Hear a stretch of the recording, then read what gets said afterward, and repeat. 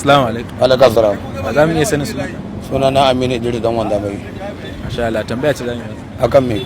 Wannan abu ne ba iya cin sa har sai ya fashe. Kaman kwai. Shikenan. Don Allah da. Ka tabbata? Na tabbata. Ba iya amfani da shi sai ya fashe. Kwai ne. Ka tabbata? Kwai.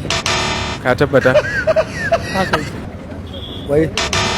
Ka tabbata? Ana amfani da shi na ci ko kwa? Kawai dai wannan abu ne ba a iya amfani da shi har sai ya fashe. Har sai ya fashe. Sannan za a yi amfani da shi. In bai fashe ba. Kwai. Ka tabbata? Ai to dai na dai faɗa dai. Inda ne na san ana fasa kwai kafin a ci. Ba a iya amfani da shi har sai ya fashe. Sannan za a yi. Kwai. Ka tabbata? Na tabbata. To wannan abin da wannan ba iya amfani da shi har sai ya fashe shine kwai. Ka tabbata? Ka tabbata? Ko irin kwai ma in dai na ci ne insha Allah haka ne.